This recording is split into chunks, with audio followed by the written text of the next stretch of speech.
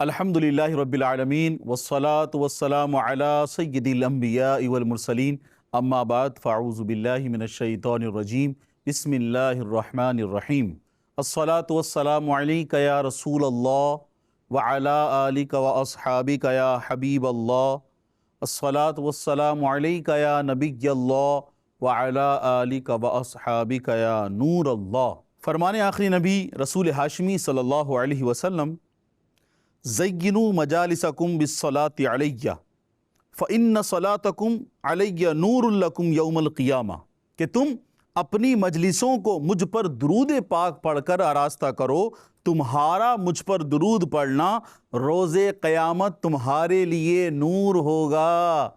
سبحان اللہ، صلو علی الحبیب صلی اللہ تعالی علی محمد صلی اللہ علیہ وسلم۔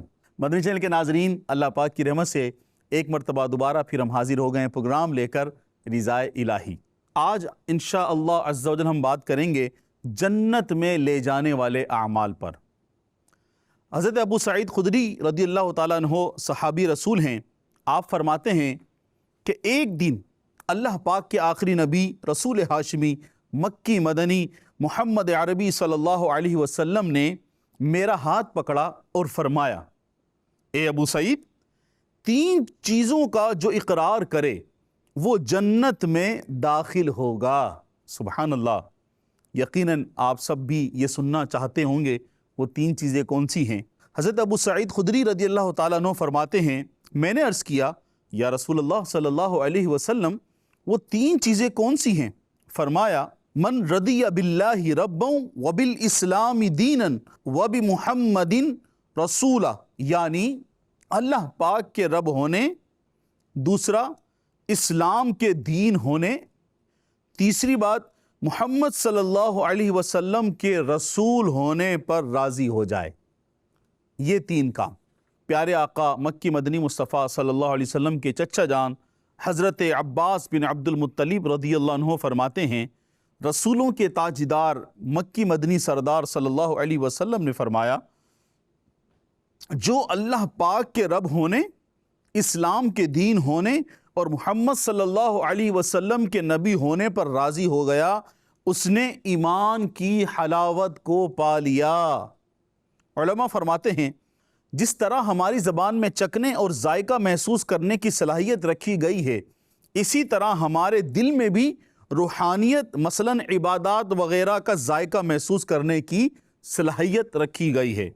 ہم اپنی زبان پر کوئی چیز رکھیں تو ہمیں معلوم ہو جاتا ہے یہ چیز میٹھی ہے یا کڑوی، یعنی کسی بھی چیز کا ذائقہ ہم معلوم کر لیتے ہیں۔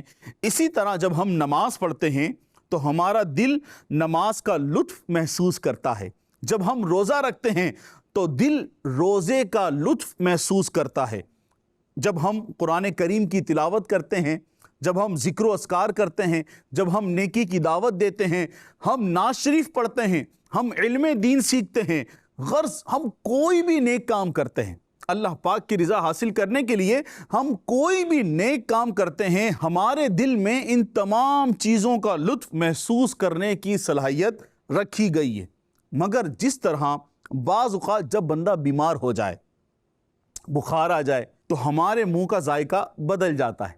اب چاہے وہ چیز میٹھی کھائے جب بھی کڑوی لگتی ہے، اب چاہے وہ چیز پھیکی کھائے جب بھی کڑوی لگتی ہے، میٹھی کھائے جب بھی کڑوی، اور کڑوی کھاتا ہے تو وہ تو لگتی ہی کڑوی ہے، یوں کہ منہ کا ذائقہ بدل جاتا ہے، اب ہر چیز کڑوی انہیں محسوس ہوتی ہے۔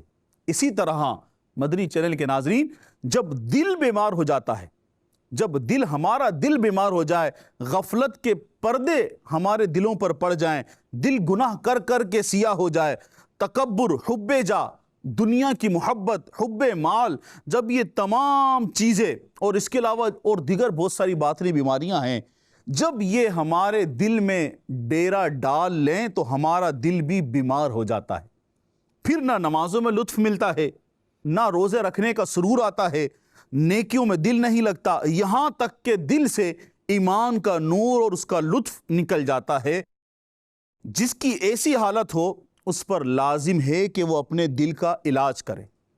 مدنی چینل کے ناظرین ذرا غور تو کریں، بعض دفعہ ہوتا ہے ہم کہتے ہیں بھائی مزہ ہی نہیں آ رہا، ابھی نماز پڑھی ہے تو نماز میں دل نہیں لگ رہا، میں کوشش کر رہا ہوں کہ میں جو ہے فلاں نیک کام کر لوں، میں فلاں نیک کام کر رہا ہوں، لیکن میری کوشش کے باوجود بھی میں وہ کام کر تو رہا ہوں لیکن مزہ نہیں آ رہا، سرور نہیں آ رہا، روحانیت نہیں مل رہی۔ تو آج ہمیں معلوم ہوا کہ بندہ جب بیمار ہوتا ہے تو اس کا منہ کا ذائقہ چلا جاتا ہے، کچھ بھی اچھے سے اچھا وہ کھانا کھائے سب کڑوا لگتا ہے۔ اب اسی طریقے سے جب یہ باطنی بیماریاں ہمارے دل میں ڈیرا ڈال لیں، ہمارے دل میں غفلت آ جائے، تو اب جتنی اچھی وہ عبادت کرے، جتنے نیک کام کرے، تو اس کو حلاوت محسوس نہیں ہوتی۔ تو اب اس کا علاج کیا ہے؟ جس طرح سے ہم خوار ہو جائے تو اس کا علاج کراتے ہیں، جب ہمارے دل میں نیکیوں کی حلاوت ہمیں محسوس نہ ہو، ہمیں نیکیوں میں سرور نہ ملے، ہم قرآن کریم کی تلاوت کر رہے ہیں لیکن اس کا سرور ہم دل میں محسوس نہیں کر رہے، تو ہمیں اس کا علاج کرنا چاہیے۔ اب اس کا علاج کیا ہے؟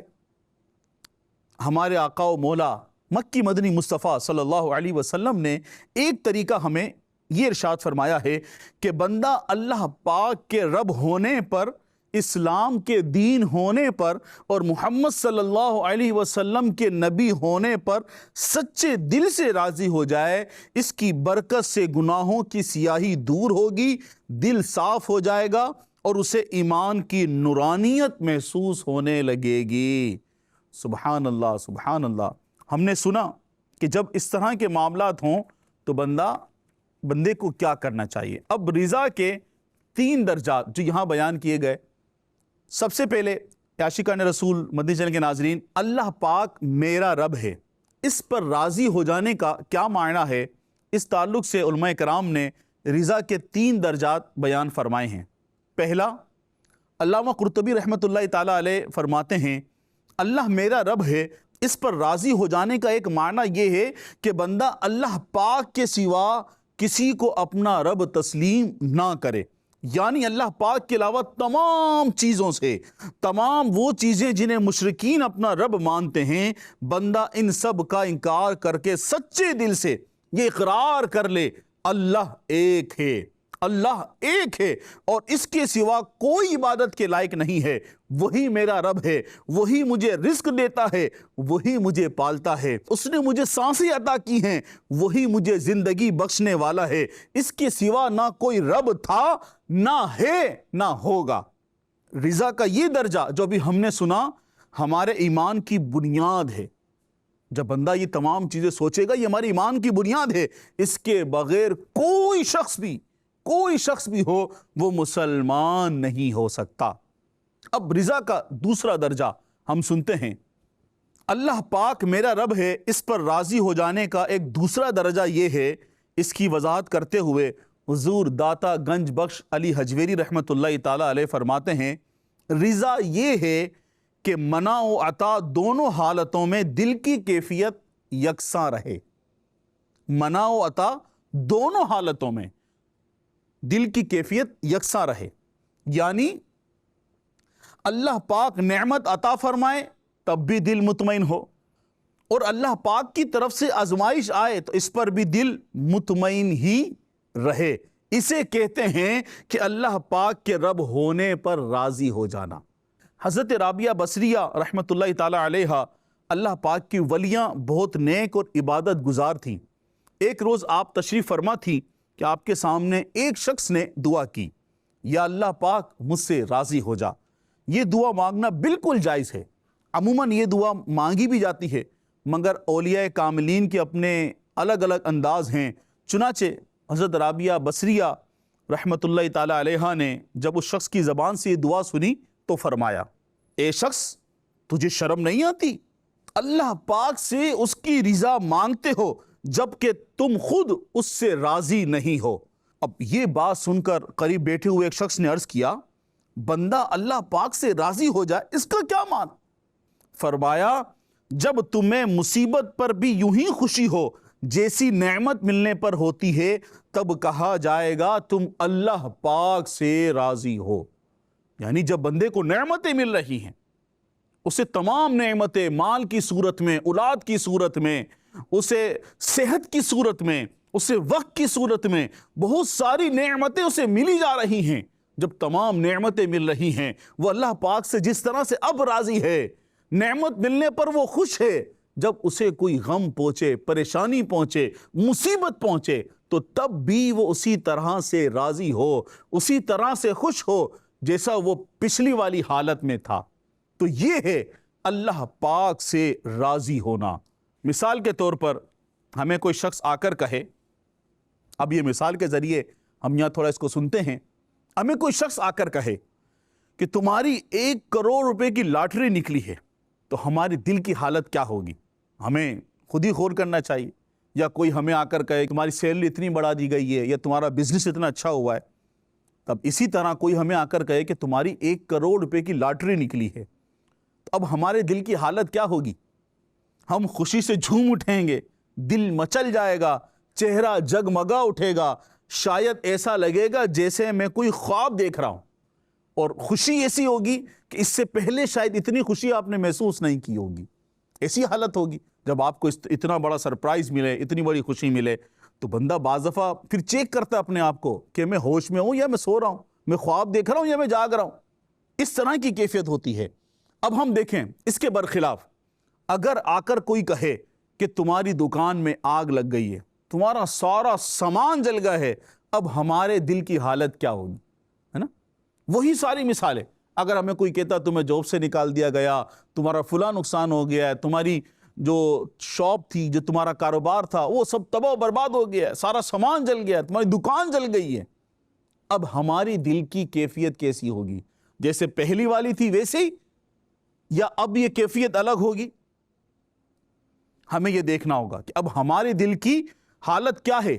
دل غم میں ڈوب جائے گا یا چہرے پر پریشانی کے آثار ہوں گے، ہو سکتا ہے کہ ہائے میں لٹ گیا، برباد ہو گیا کہہ کر بندہ شور شرابہ بھی کرنے لگے۔ اور پچھلی والی صورت میں کیا تھا کہ چہرے پر اتنی حسن ہے، خوشی ہے، بہت خوش ہیں، اور اس صورت کے اندر بندہ شور مچا رہا ہے کہ میں لٹ گیا، میں برباد ہو گیا، اس طرح کے الفاظ ادا ہو رہے ہیں۔ اب دونوں حالتوں پر ہمیں غور کرنا چاہیے۔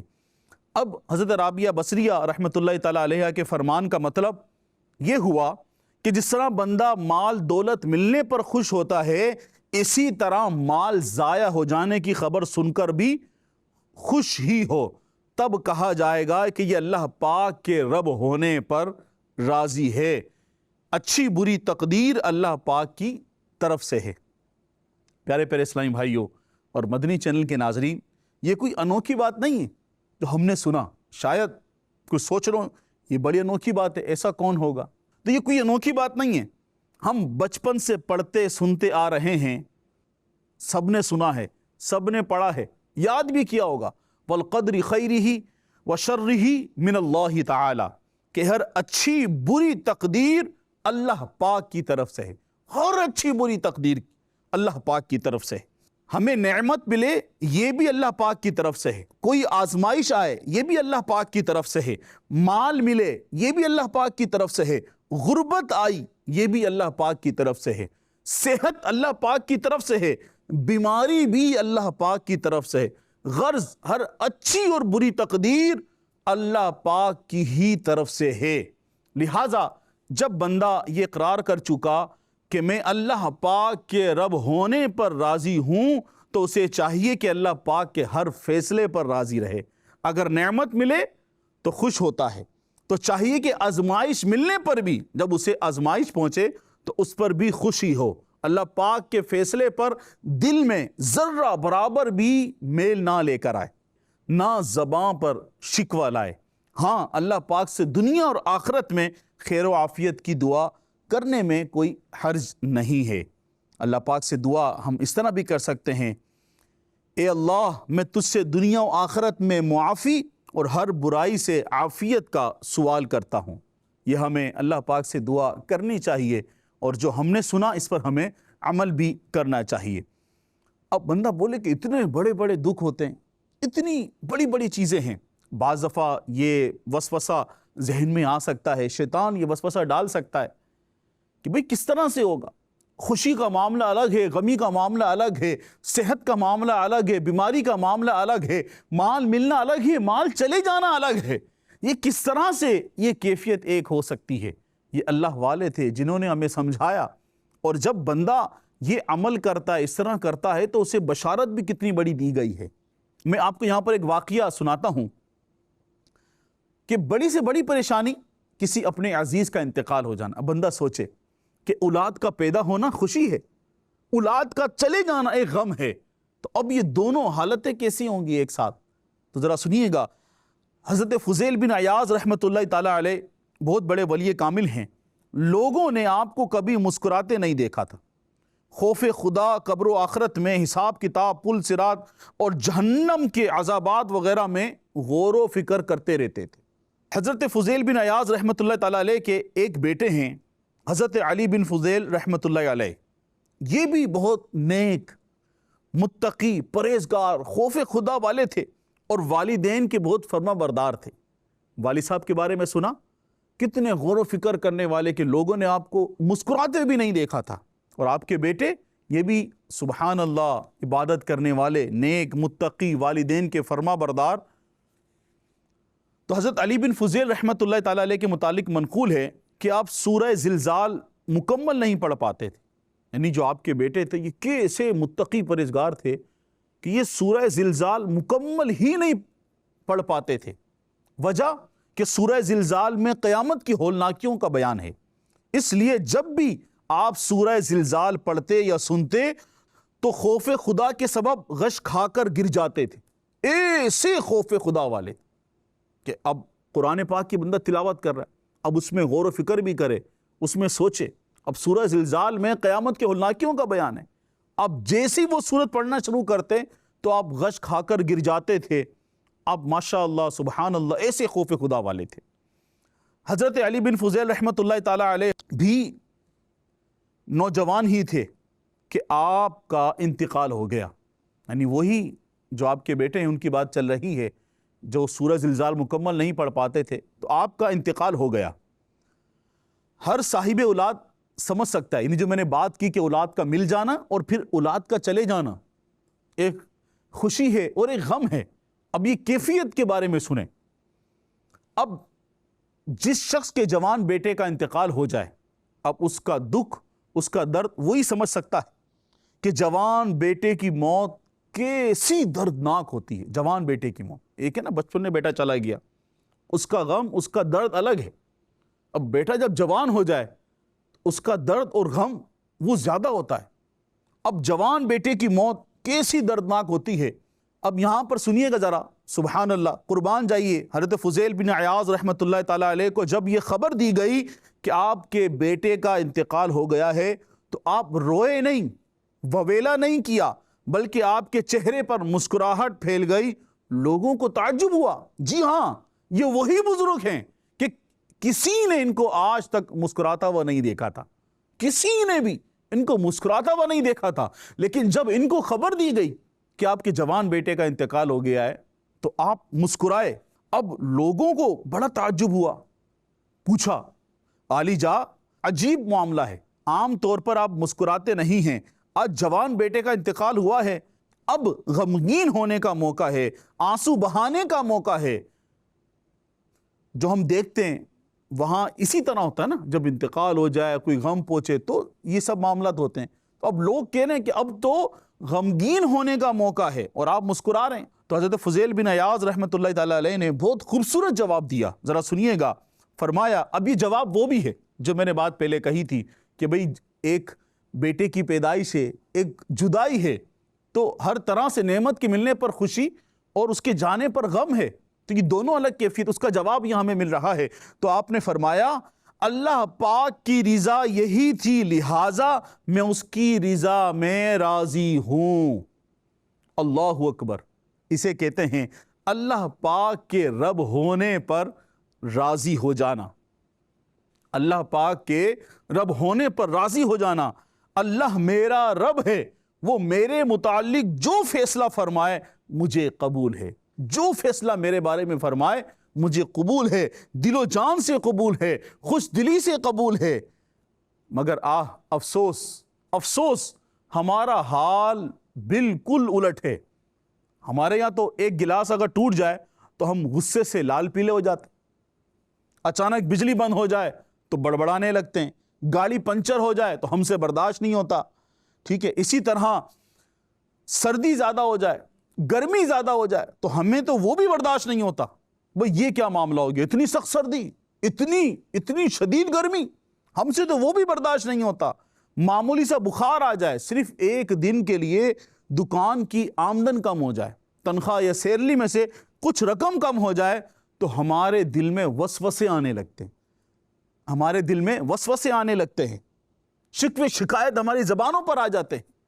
تو ہمیں غور کرنا چاہیے. اللہ اللہ، وہ کیسے عظیم لوگ تھے. ابھی جو ہم نے واقعہ سنا، سبحان اللہ، کیسے عظیم لوگ ہیں کہ جوان بیٹے کا انتقال. بیٹا بھی کون سا، بندہ سوچے کہ نافرمان بیٹا ہے، بات نہیں مانتا، ارے فرما بردار بیٹا، اللہ تعالیٰ کی عبادت کرنے والا بیٹا، ماں باپ کا فرما بردار بیٹا. اب جب ان کا انتقال ہو گیا، فرما بردار بیٹے کا انتقال ہوا ہے، اور حضرت فضیل بن عیاض رحمۃ اللہ تعالی علیہ مسکرا رہے ہیں. کیوں؟ فرما بردار بیٹے کے انتقال پر مسکرا رہے ہیں. آپ کو کبھی کسی نے مسکراتا ہوا نہیں دیکھا، آپ اس وقت مسکرائے. کیوں؟ رب کی رضا یہی تھی. کیوں مسکرائے؟ رب کی رضا یہی تھی. ہم نے رضا کے 2 درجے ہم نے سنے کہ رب کی رضا. اب اس کی وضاحتیں ہم نے سنی، تیسری وضاحت بھی ہم سن لیتے ہیں. اللہ پاک میرا رب ہے، اس پر راضی رہنے کا تیسرا درجہ بھی ہے، اور وہ درجہ یہ ہے کہ ہر مسلمان کو کم از کم اس درجے پر لازمی ہونا چاہیے. یہ درجہ کیا ہے؟ حضرت ابو علی دقاق رحمۃ اللہ تعالی علیہ فرماتے ہیں، رضا یہ نہیں کہ بندے کو تکلیف ہی محسوس نہ ہو، بلکہ رضا یہ ہے کہ بندہ اللہ پاک سے شکوہ نہ کرے. تکلیف تو محسوس ہو. ہم نے جو پہلے سنا وہ الگ وضاحت تھی، یہ تیسری وجاہت ہے.